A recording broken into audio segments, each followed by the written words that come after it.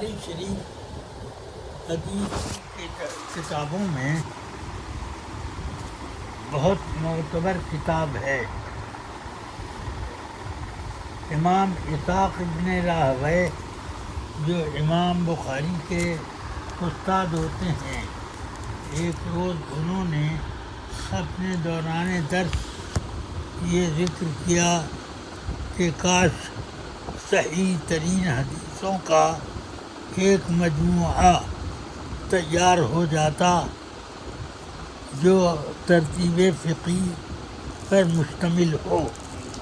ایسا تو حضرت امام بخاری اس درس میں امام اسحاق راہویہ کے سامنے حاضر تھے۔ انہوں نے دل میں ٹھان لیا کہ میں یہ کام کروں گا، تو انہوں نے یہ کتاب جمع کی اس طرح پر کہ امام بخاری کے پاس 30,000 حسن صحیح اور حسن صحیح وغیرہ حدیث میں موجود تھی، جو مسند احمد بن حنبل میں ذکر ہیں، اور اس میں تخریج کی ہے امام احمد بن حنبل نے۔ تو ان حدیثوں سے امام بخاری نے 7,300 کچھ حدیثیں منتخب کی، اس طرح پر کہ خانہ کعبہ کے سامنے مقام ابراہیم پر بیٹھ جاتے اور ایک ایک حدیث کا استخارہ کر کے انہوں نے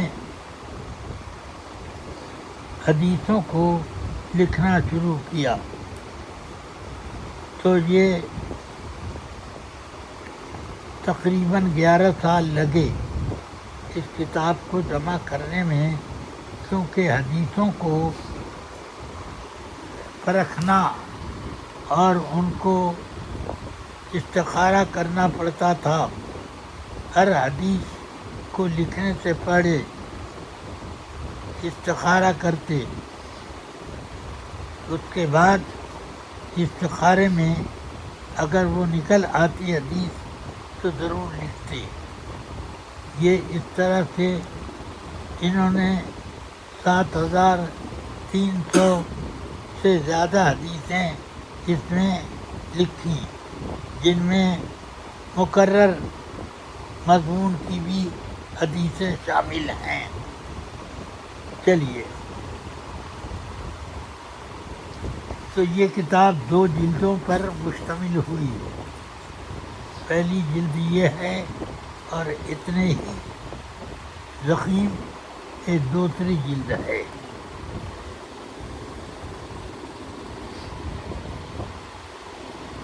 کتاب جمع کرنے کے بعد امام بخاری نے اس کتاب کو امام احمد بن حنبل اور امام اسحاق ابن راہویہ جو امام بخاری کے استاد ہوتے ہیں، شیخ ہیں، ان کے سامنے پیش کی۔ ان لوگوں نے بہت پسند کی اور دعائیں دی۔ امام بخاری نے ہر حدیث کے لیے کتاب میں لکھنے سے پہلے استخارہ کیا ہے، اور استخارے میں جب آ گئی تو اس کو لکھتے گئے۔ اس طرح سے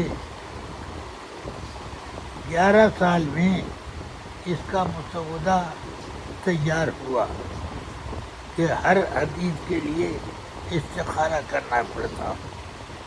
پھر اس کے بعد یہ حدیث کا مجموعہ لے کر روضہ اقدس حضور اکرم صلی اللہ علیہ وسلم کے سامنے یا ریاض الجنہ میں وہ حاضر ہوئے اور انہوں نے ایک ایک حدیث پڑھ کر جب اپنے اشارہ غیب میں رسول پاک صلی اللہ علیہ وسلم کی طرف سے اشارہ مل گیا تو اس کا مبیضہ لکھتے گئے. تو اس طرح یہ کتاب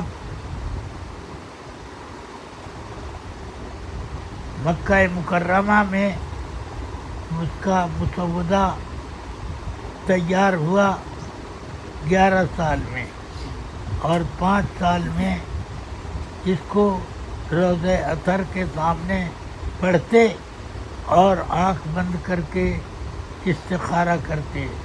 سرکار دو عالم صلی اللہ علیہ وسلم کی زیارت ہوتی، وہ مسکرا دیتے یا اشارہ فرما دیتے لکھ لو، تو وہ لکھتے جاتے.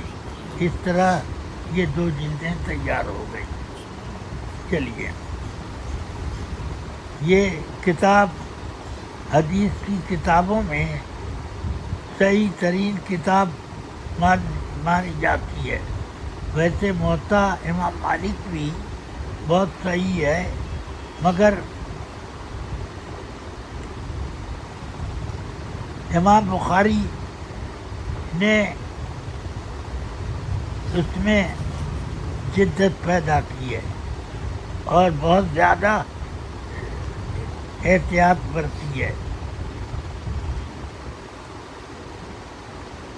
پہلے نمبر پر صحت حدیث کے اعتبار سے بخاری شریف کا نام آتا ہے، پھر مسلم شریف، اس کے بعد نسائی شریف کا نام آتا ہے. چلیے اب اس کتاب کو شروع کیجیے. بسم اللہ الرحمن الرحیم. سبحانک لا علم لنا الا ما علمتنا انک انت العلیم الحکیم. یا فتاح یا علیم بحق اقرأ بسم ربک الذی خلق خلق الانسان من علق اقرأ وربک الاکرم الذی علم بالقلم علم الانسان ما لم يعلم. بسم اللہ الرحمن الرحیم. رب یسر ولا تعسر وتمم بالخیر. رب یسر ولا تعسر وتمم بالخیر. رب یسر ولا تعسر وتمم بالخیر. سبحانک لا علم لنا الا ما علمتنا انک انت العلیم الحکیم. بسم اللہ الرحمن الرحیم. باب کیف کان بدء الوحی الى رسول اللہ صلی اللہ علیہ وسلم.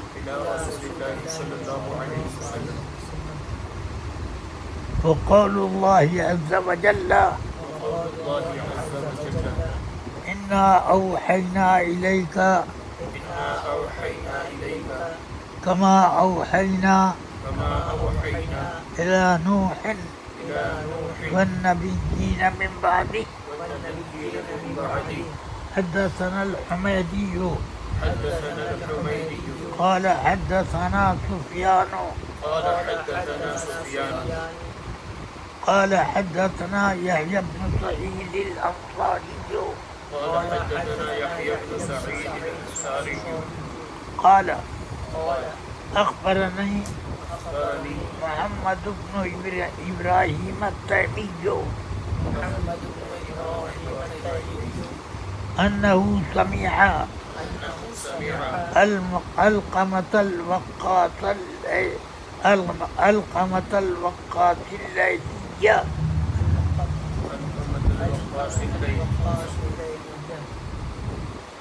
يقول سمعت عمر بن الخطاب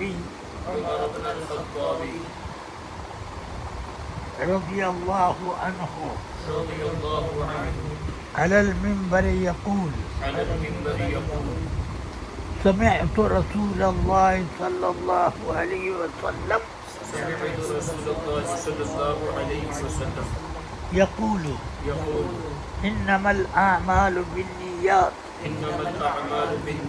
وإنما لامرئ ما نوى فمن كانت هجرته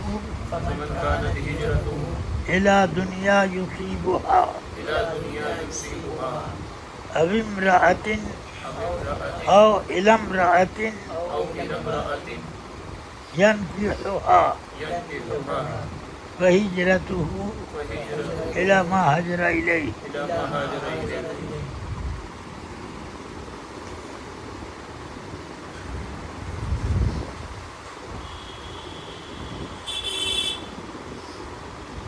امام بخاری نے اپنی کتاب بسم اللہ سے شروع کی. اس حدیث کی روشنی میں کل امر ذی بال لم یبدأ بسم اللہ فهو اخطأ. اس حدیث میں فرمایا گیا کہ جو اہم کام بسم اللہ کے بغیر شروع کیا گیا وہ ناقص ہوتا ہے. تو اس لیے امام بخاری نے بسم اللہ سے کتاب شروع کی. اب حدیث تو یہ بھی ہے کل امر ذی بال لم یبدأ بحمد اللہ فہو اخطأ. اللہ کی حمد کے بغیر جو شروع کی گئی تو اس پر کیوں نہیں عمل کیا؟ تو کہتے ہیں کہ عمل اس پر بھی کیا ہے مگر حمد زبان سے کی اور بسم اللہ قلم سے. تو قلم اور زبان دونوں ساتھ چل رہے تھے اور حمد کی تعریف ہی یہ ہے الثناء باللسان، زبان سے تعریف کرنا. تو اس لیے زبان سے آپ نے الحمدللہ پڑھ لی. یہی حسن ظن ہے امام بخاری کے ساتھ. سمجھ میں آیا کہ الحمدللہ وہ پڑھنا بھول گئے یا لکھنا بھول گئے، ایسا نہیں، بلکہ اس کو زبان سے ادا کر لیا اور اس وجہ سے کتاب بہت کامل، مکمل، مقبول بھی ہوئی. سمجھ میں آیا؟ کیف کان بدء الوحی، کیسے ہوئی ابتدا وحی کی رسول اکرم صلی اللہ علیہ وسلم کی طرف. کیسے، یہ یعنی کیا، کس صفت پر؟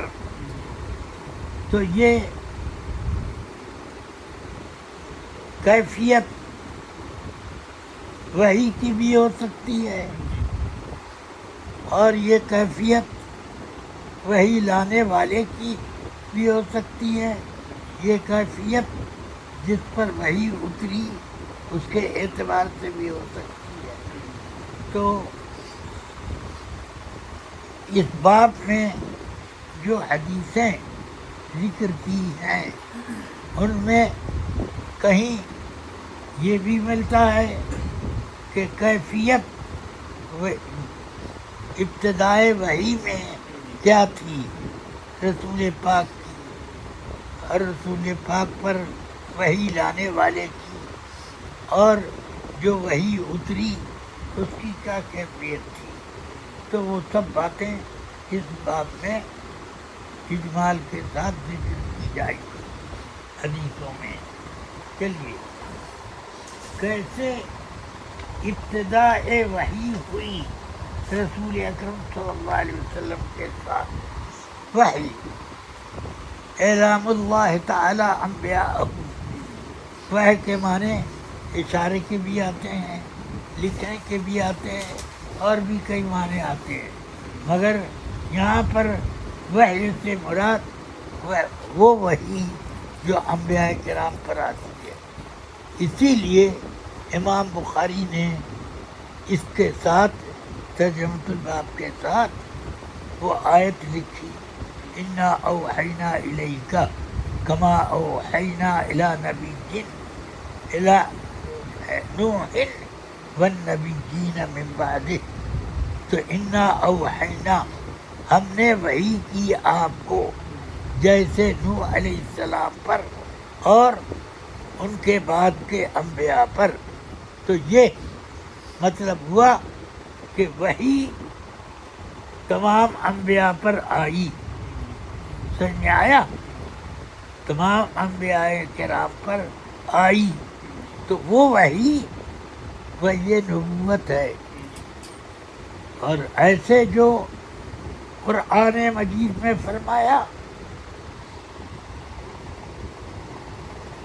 وَأَوْحَيْنَا إِلَىٰ أُمِّ مُوسَىٰ،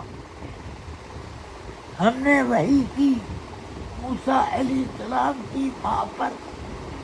تو یہ وحی اشارہ کرنا ہے یا دل میں بات کا پیدا کرنا ہے کہ ہم نے موسیٰ علیہ السلام کی والدہ کے دل میں یہ بات اتار دی کہ موسیٰ علیہ السلام کو ایک تابوت میں رکھ کر دریائے نیل میں ڈال دو۔ سمجھ میں آیا؟ تو یہ نبوت نہیں ہے، یہ لغوی معنی کی وحی ہے، کیونکہ وحی نبوت نبی کے علاوہ کسی پر نہیں اترتی۔ نہیں سمجھ میں آیا؟ انبیاء اور رسول کے لیے وحی ہے، اس لیے جتنے انبیاء آئے سب پر وحی آئی، اور فرشتوں میں رسول ہیں جیسے حضرت جبریل اور میکائیل، ان پر بھی وحی اترتی، کہ یہ وحی اترتی کہ ہمارے نبی فلاں نبی پر یہ لے جا کر پیش کرو۔ سمجھ میں آیا؟ اس طرح حضرت جبریل علیہ السلام قرآن مجید کی وحی لے کر اکیلے حضرت جبریل علیہ السلام لاتے تھے، اس میں کوئی دوسرے رسول ملائکہ میں کوئی دوسرے شریک نہیں تھے، اور لوگ اور وحیاں آتی تھیں، مگر قرآن کی وحی صرف حضرت جبریل علیہ السلام لائے۔ نہیں سمجھ میں آئی بات؟ ہاں، اور میکائیل علیہ السلام بھی وحی لے کر آئے، مگر وہ وحی قرآنی نہیں تھی۔ ہاں،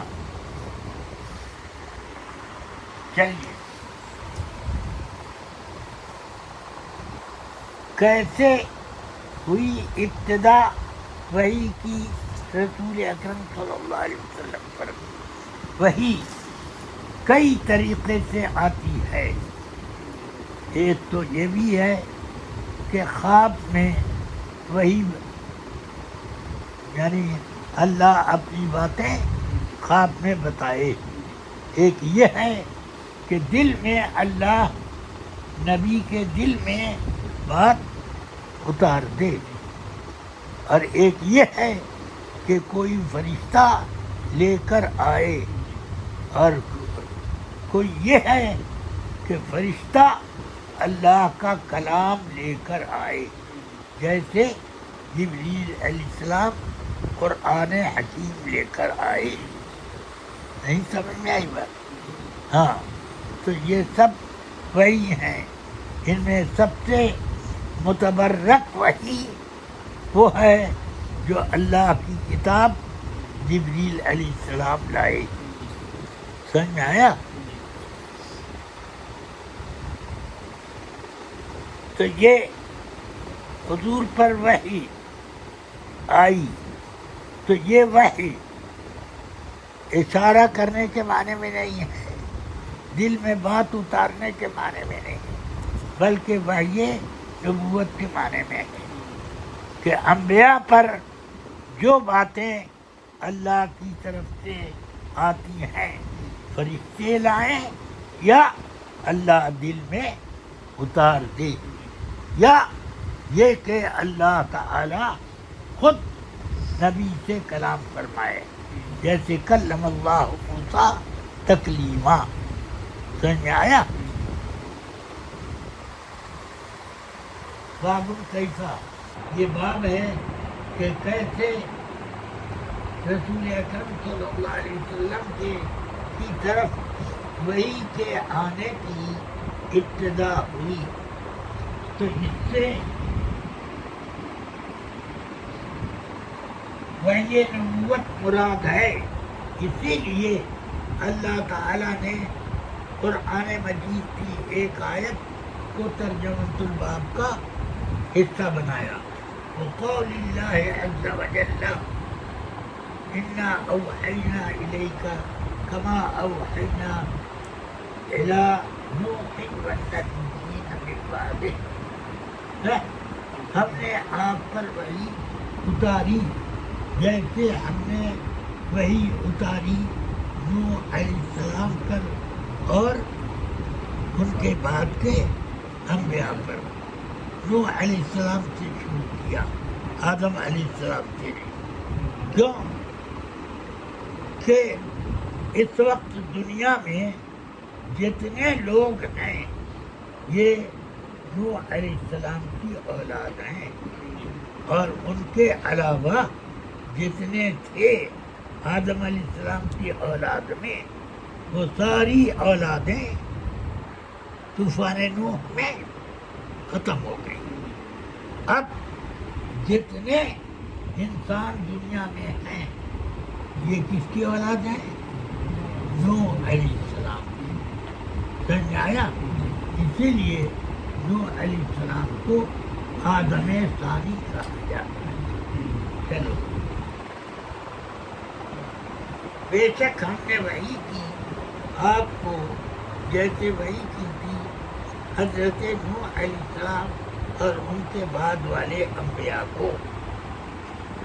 حضرت نوح سے ذکر کیا، حالانکہ ان سے پہلے بھی وحی ہوئی، ان سے پہلے بھی نبی تھے. آدم علیہ السلام نوح علیہ السلام سے پہلے یا بعد؟ بولو، نوح علیہ السلام سے پہلے آدم علیہ السلام. اور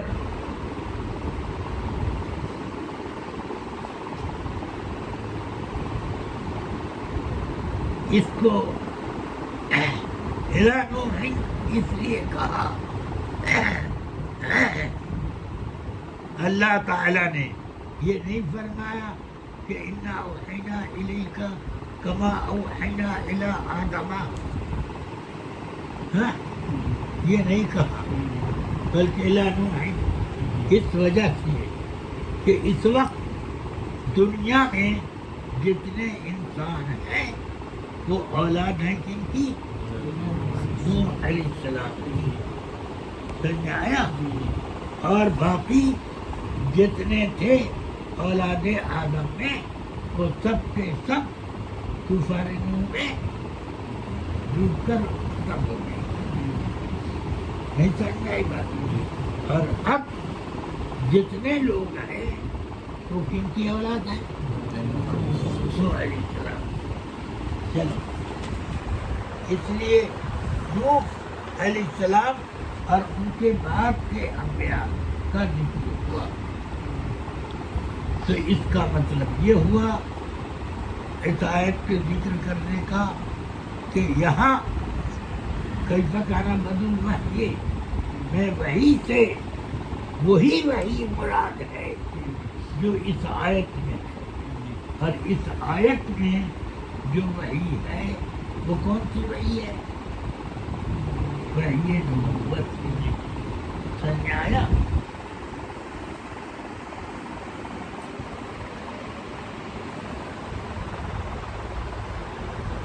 ہم کو حدیث سنائی امام حمیدی نے،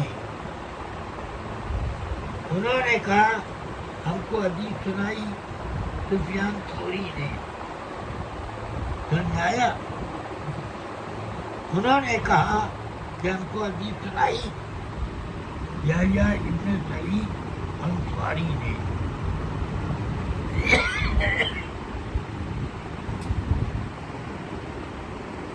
انہوں نے کہا کہ خبر دی مجھ کو محمد ابن ابراہیم تیمی نے، انہوں نے سنا حضرت علقمہ ابن وقاص سے۔ سمجھ آ رہی ہے بات؟ ہاں، محمد ابن ابراہیم تیمی یہ تابعی ہیں، علقمہ ابن وقاص تیمی ان کے بارے میں اختلاف ہے۔ کچھ لوگوں نے ان کو صحابی بھی گنا اور کچھ لوگ اور اکثر لوگ ان کو تابعی مانتے، اور بعض محدثین نے ان کو صحابی مانا۔ ان کو ہاں وہ کہتے ہیں خبر دی مجھ کو محمد ابن ابراہیم تیمی نے، انہوں نے سنا حضرت علقمہ ابن وقاص لیثی سے۔ علقمہ ابن وقاص لیثی کے بارے میں علماء کا اختلاف ہے۔ اکثر علماء کہتے ہیں تابعین میں ہے، اور بعض علماء کہتے ہیں کہ نہیں، صحابہ میں صغار صحابہ میں سے۔ محمد ابن ابراہیم تیمی نے سنا علقمہ ابن وقاص لیثی سے، فرماتے تھے کہ سنا میں نے عمر ابن خطاب رضی اللہ عنہ سے منبر پر، یعنی علی المنبر۔ کس کا حال ہے یہ؟ عمر ابن خطاب کا۔ کون تھے منبر پر؟ ہاں، یہ مت سمجھنا کہ علقمہ ابن وقاص منبر پر تھے اور حضرت عمر سے سنا، ہاں؟ یہ معنی نہیں ہے، بلکہ منبر پر کون تھے؟ ہاں؟ حضرت ہاں سیدنا عمر رضی اللہ عنہ، اور منبر پر وہ یہ حدیث سنا رہے تھے کہ میں نے سنا رسول اکرم صلی اللہ علیہ وسلم سے فرمایا انما الاعمال بالنیات، اعمال کا مدار نیتوں پر ہے۔ سمجھ میں آیا؟ کوئی بھی عمل نیت سے ہو تو وہ عمل ہے، یعنی عبادت ہے۔ تو عبادتوں کا مدار کس چیز پر ہے؟ نیت پر ہے۔ بغیر نیت کے کچھ کرو تو وہ کچھ بھی ہو، عبادت نہیں ہو سکتی۔ سمجھ آیا؟ نیت کا معنی ہے، یہ نیت کا معنی اللہ کے قرب کی نیت سے، یعنی اللہ تعالیٰ کو راضی کرنے کی کے ارادے سے یہ نیت ہے۔ نیت کا معنی کیا ہوا؟ ارادہ، تو ابتغاء وجہ اللہ، یعنی رضائے الہی کے لیے ارادہ کر کے جو کیا جائے تو وہ عبادت ہے. چلو، تو کوئی عمل نہیں ہوتا بغیر نیت کے. لہذا جو شخص ہجرت کرے گا دنیا کی نیت سے یا عورت سے شادی کرنے کے لیے تو اس کی ہجرت اسی کی طرف ہے. پہلا جملہ یہاں پر امام بخاری نے حدیث کا چھوڑ دیا. یہ مت سمجھ لو کہ بھول گئے. 6 جگہ یہ حدیث آئی ہے.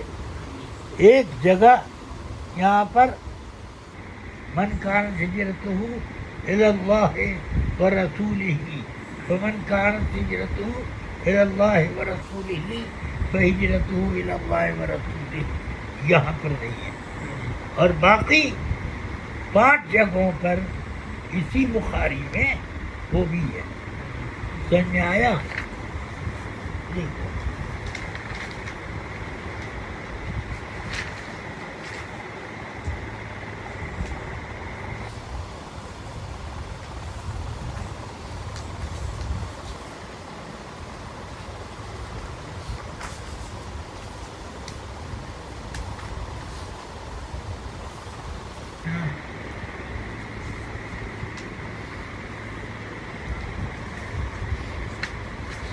یہ دیکھو صفحہ 13 نیچے عبداللہ ابن مسلمہ ملی حدیث. قال اخبرنا مالک عن یحییٰ بن سعید عن محمد بن ابراہیم کوئی تیمی. وہ روایت کرتے ہیں کن سے؟ علقمہ ابن وقاص لیثی سے. وہ حضرت عمر ابن خطاب سے کہ رسول اکرم صلی اللہ علیہ وسلم نے فرمایا الاعمال بالنیت وانما لکل امرئ ما نوی فمن كانت هجرته الى الله ورسوله فهجرته الى الله ورسوله ومن كانت هجرته لدنیا يصيبها او امرأة يتزوجها ہجرت جمع الیہ. اس میں 4 ٹکڑے ہیں. فمن کانت ہجرتہ الی اللہ ورسولہ ہجرتہ الی اللہ ورسولہ.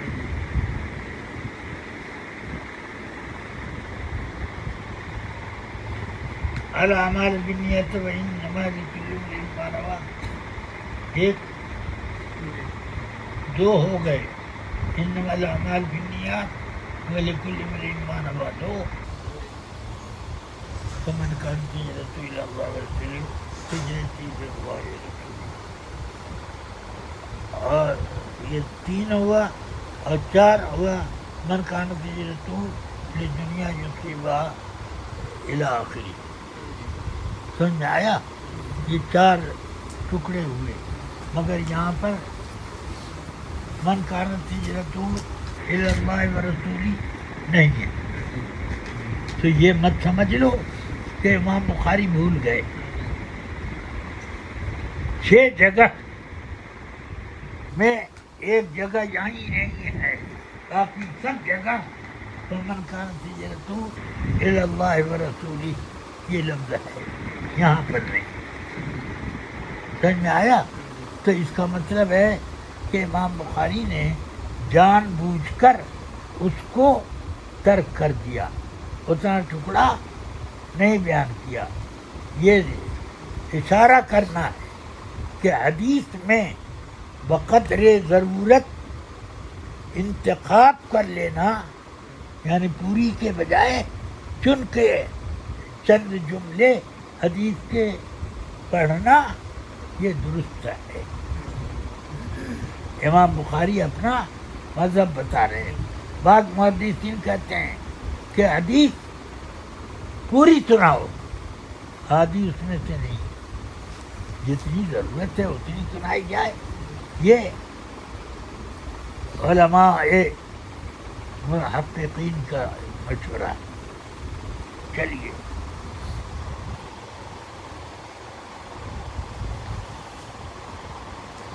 انما الاعمال بالنیات وانما لامرئ ما نوى.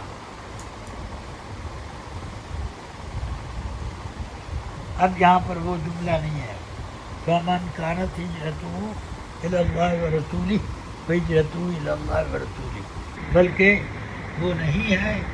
اور یہ فمن كانت ہجرته الى دنیا یصیبها او الى امرأة ينكحها فہجرته الى ما هاجر الیہ.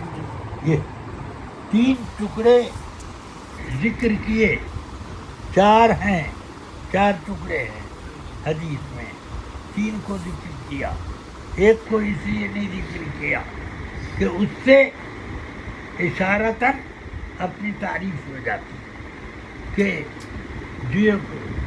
جس کی ہجرت اللہ رسول کے لیے ہے تو اس کی ہجرت اللہ رسول کے لیے ہے. تو مطلب یہ جو کام اللہ رسول کے لیے ہو تو وہ اللہ رسول کے لیے ہوا، مقبول ہوا. امام بخاری اپنی تعریف نہیں کرنا چاہتے، اس لیے وہ ٹکڑا حذف کر دیا کہ جس کی ہجرت اللہ رسول کی طرف ہو تو ہجرت اللہ رسول کی طرف، یہاں حذف کر دیا.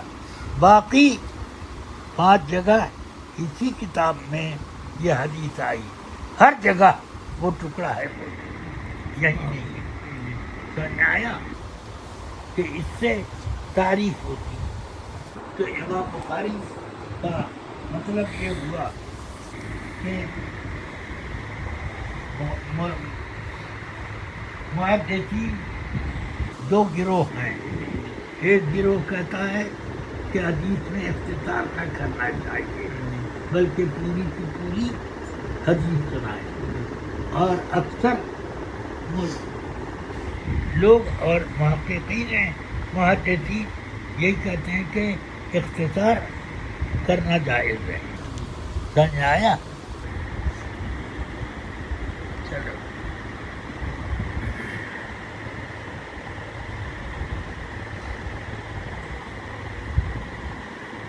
انما لامرئ ما نوى ومن كانت هجرته الى الله ورسوله، وہ جملہ یہاں نہیں ہے. ہاں؟ اور دوسری جگہ ہے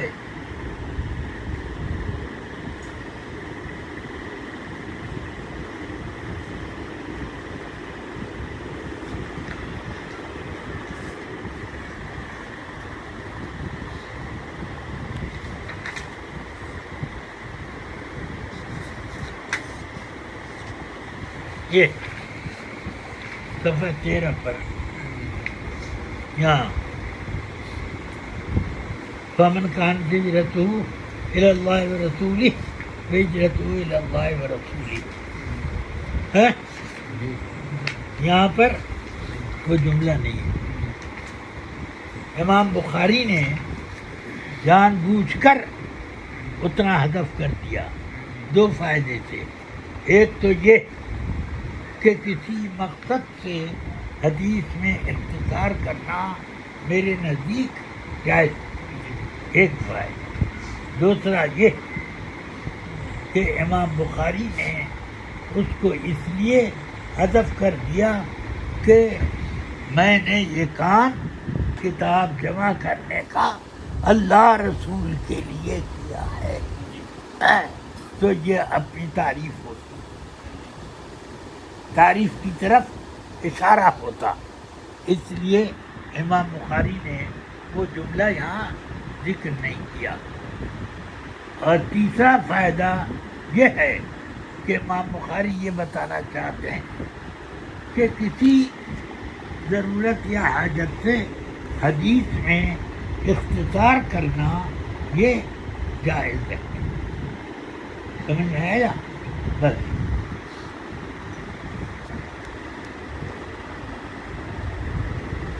اب باقی تقریروں میں جو تشریح زیادہ ہے وہ اپنے استاد سے پڑھیے گا. ہاں اتنا میں نے اختصار کے ساتھ کر دیا. 1 بار سورہ فاتحہ، 3 بار قل هو اللہ شریف اول آخر درود شریف پڑھ کر امام بخاری اور اپنے تمام مشائخ کے نام مثال ثواب کریں. بسم اللہ الرحمن الرحیم. اللہم صل علی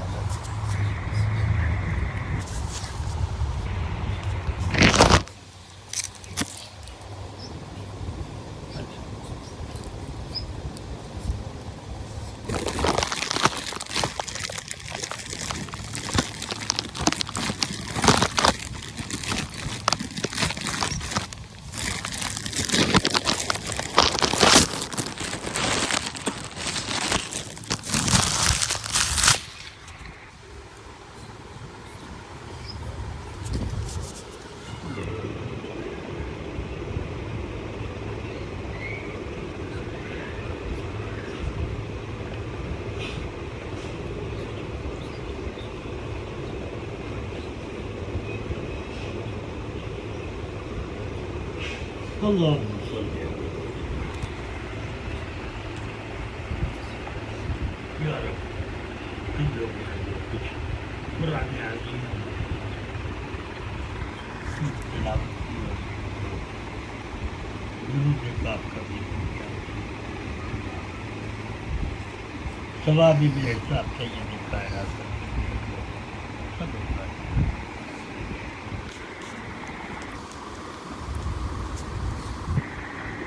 تمام تابع کرام والے افراد اور ہمارے مشائخ اور مشائخ میں مشائخ کی بارگاہ. یا اللہ مجھے اور ان بچوں کو علم حدیث میں مہارت عطا فرما اور علم حدیث سے مسائل کے استنباط کرنے کی توفیق عطا فرما. یا اللہ صحیح طور پر حدیث پڑھنے اور اس سے استنباط کرنے کی ہم لوگوں کو توفیق رفیق عطا فرما. الہی خیر گردانی واقعی شاہ جلانی. یا اللہ ان بچوں کو اور مجھے علم نافع عطا فرما اور علم حدیث میں مہارت کلی عطا فرما. الہی خیر گردانی واقعی. ربنا آتنا من لدنک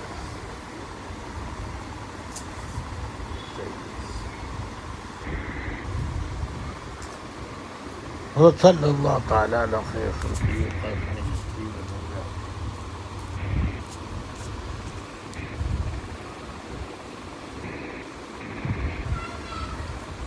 سبحان ربک رب العزة عما یصفون وسلام علی المرسلین